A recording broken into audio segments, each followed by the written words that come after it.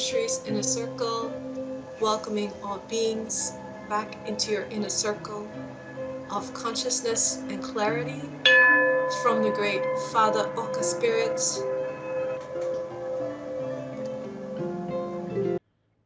I have an urge to share about Burma, Myanmar. This is where Burma, Myanmar is where I was born, and I want to show my gratitude and my love to this beautiful mother country, Burma, because I rediscovered, and I'm still discovering the peace inside me from Burma that Burma showed to me. So this video is all the beautiful memories that I have of my motherland. And I think one of the most poignant memories I have is forced to wake up at 4 a.m.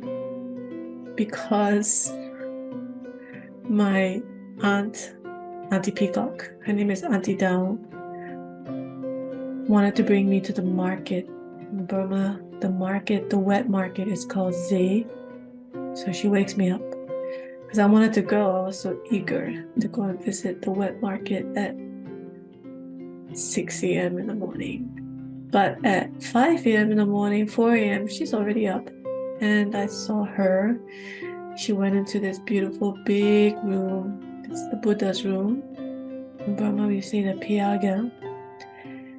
And there are so many Buddhas, and she would light the candle flame.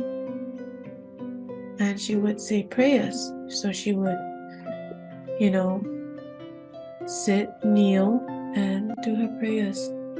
And it is the feeling of peace that I just get, that feeling of peace and serenity, just seeing her doing her prayers with the candle flames flickering and the orange lights dancing in the shadows, lighting up all the shadowy crevices in the room, and that dance of light and shadow, orangey hues on the Buddha's faces, just so immemorable and delectable, delightful peace.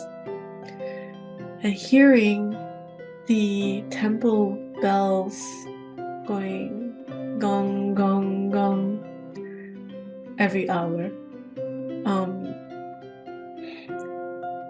at 6 o'clock, and they would blare out in the loudspeakers, whoever has made donations to the temple in Burmese. That was so peaceful as well. It was so festive. It was so community. And yeah, just going to the Zay with her, the market, and there's no electricity. It's all candlelight. So the vendors, they will pile up their food, beans, vegetables, everything, and they would have a candle flame on top. And it's just so beautiful just to see the different shades of rainbow of all the food, and people hustling, bustling, selling, buying, bargaining, trading. But on earth, like the ground was sandy. It wasn't paved concrete. That was just, there were baskets and baskets of flowers too, and vendors just selling food that was piping hot, the noodles, and they would just make it there and then, and then they would wash it there and then. But the food tastes just so good. And yeah, Burma is really a very magical place.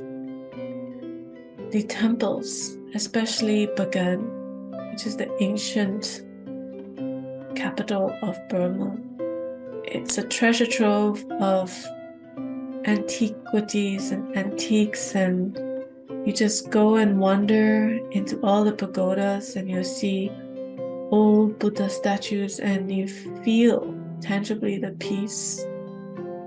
It's the vibe is just very, very high, and you can touch the cement, the brick, the earthen brick, and you touch into something that is celestial,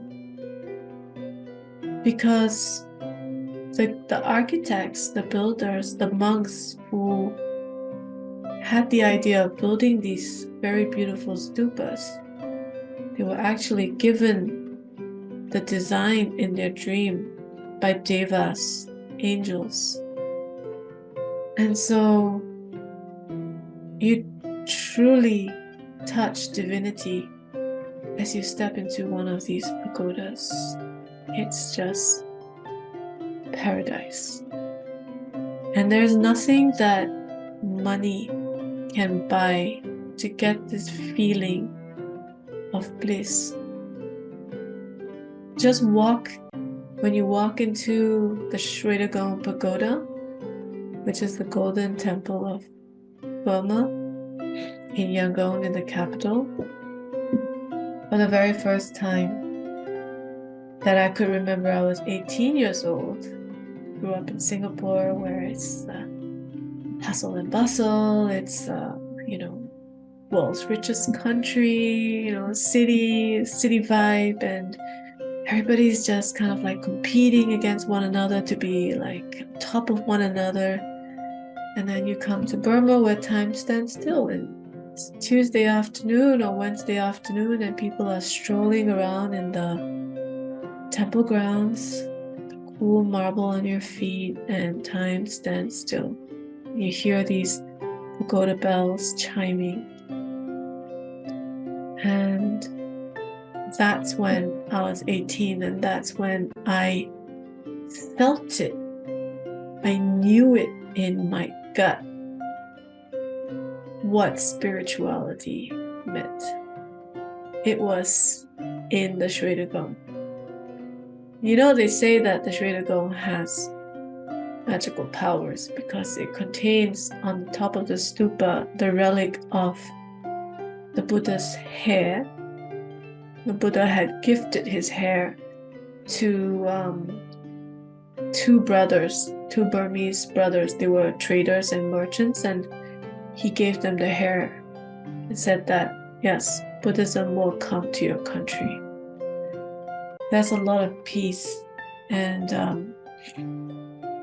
magical divinity in many places in Burma, in Bagan, in Sagaing, these hills in Mandalay, where you have from one beautiful white stupa to another, locked in forests of these huge trees, these frangipani trees. They smell really, really beautiful and nice, these frangipanis.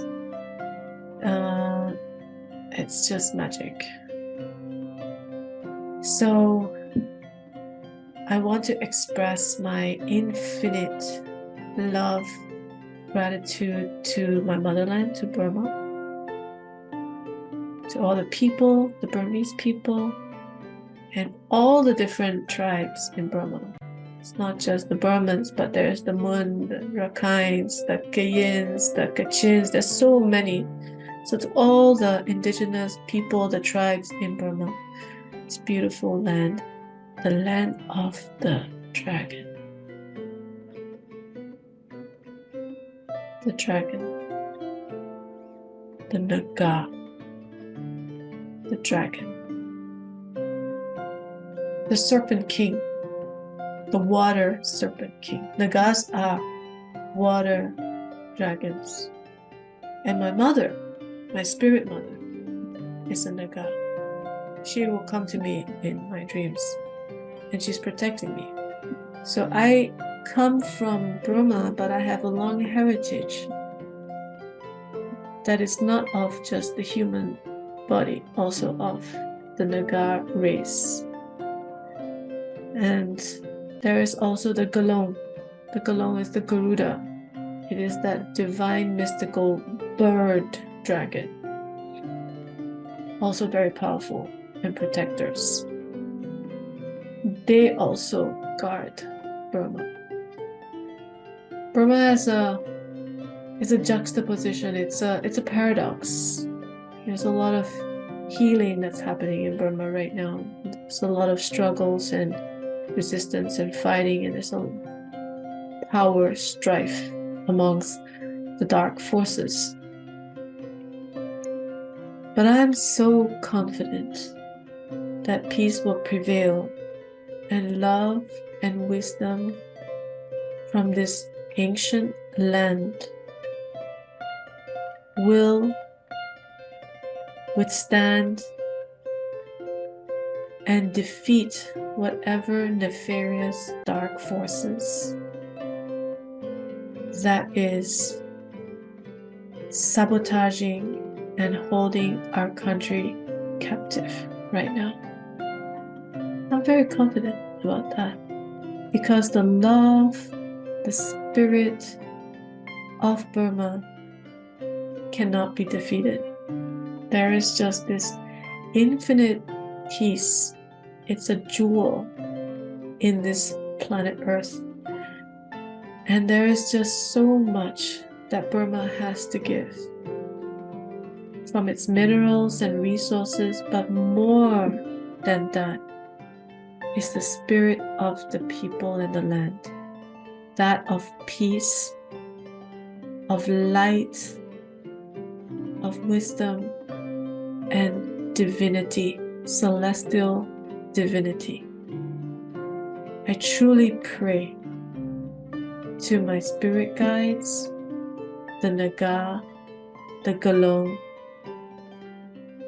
the Devas, to protect our golden land, Burma. May Burma rise above the tyranny and hold our hands in unity, in love, in peace, and to find back the peace and unity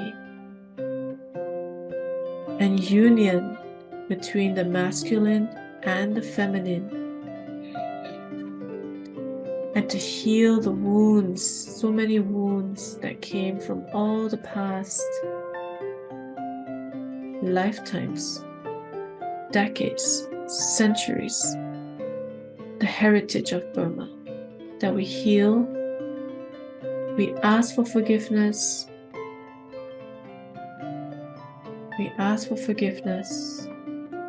and we forgive ourselves. And we look towards the North Star, we look towards the heavens, and we pray that peace be restored once again in our beautiful golden land of the pagodas. And may the Buddhas smile upon this land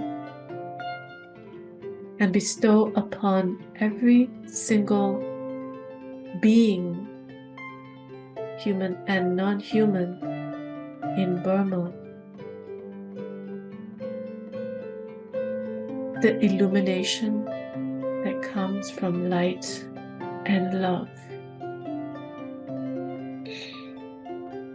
Namaste. If you like this video, leave a like and subscribe. Thank you. Subscribe right now.